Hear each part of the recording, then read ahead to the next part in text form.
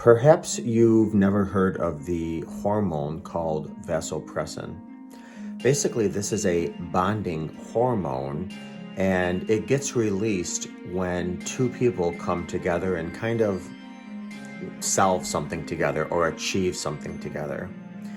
And it actually causes a bonding experience, which also could lead to an oxytocin release and to even bond further, but that's a whole nother video.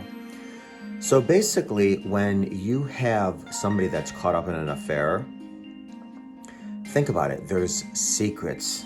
There's planning that was done. There's now I'm not going to talk about what got us into the affair, but once we've crossed that line, once we've blurred that line, and we now have secrets with somebody, we now are planning with somebody, especially if we're connected to them in a sexual way.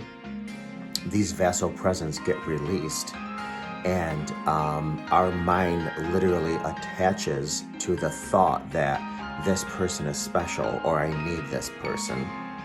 And the reason I bring this up is because affair fog is very real, and it's not just a matter of somebody else being more attractive or somebody else being more interesting or somebody else being more thin. It's that they've had a connection on another level that's going to have to be worked through. Now, studies show that people with difficult childhoods, any type of abuse, distress, trauma in childhoods, their vasopressin actually is even more common, much more expressed, should I say. So what I'm saying is that basically there's more linkage that's directed towards sexual acting out or affairs with those that have trauma in their childhood. And this is with both males and females. With males, it's a little bit more because women, I think, tend to bond more on an oxytocin level than vasopressins. When men, it's more of a vasopressins than oxytocin. But anyways, I digress. Bottom line, there is a bonding that needs to be undone.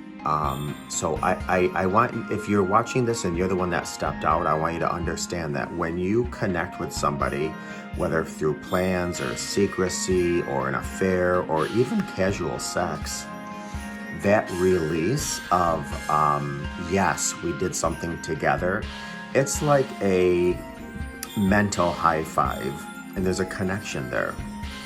So don't think that a little bit of this and side this and side that is not doing much, because it is. It's creating a bond, and no matter what type of bond it's creating, it's loosening the bond with your primary person.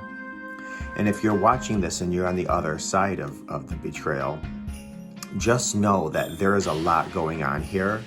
A lot of childhood trauma leads to I want to word this correctly, you really want to bond to feel safe, so that vasopressin will try to seek out attachments because we want to feel safe and attached and loved by someone. And it has nothing to do with you. It has something to do with internal voids that we're trying to fill.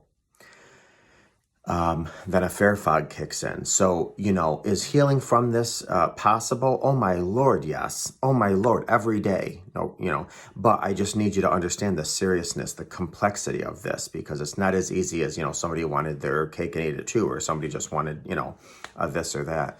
There's a lot of deep-seated, deep-rooted psychological issues, and now physiological and biological that we put forth. So, is healing possible? Absolutely, without question. But it's not as easy as just the narrative that we put to it. Oh, I gained a lot of weight and they did this. Oh, I didn't spend time with them and they did this. There's a lot more at play with this. So just be careful with your own narrative, and understand that vasopressin is a bonding hormone, and one that connects people together, very easily causing an affair fog.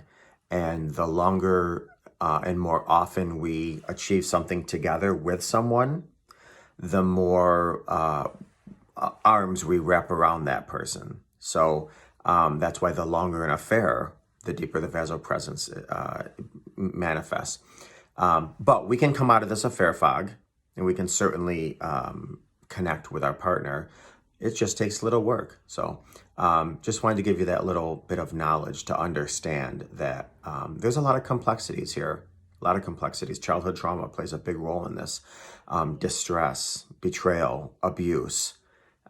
It's not as easy as somebody just, had a big ego. And even if somebody did have a big ego, a lot of that often stems from childhood issues. So talk to a professional, meditate, journal. This is a journey if you're healing from this.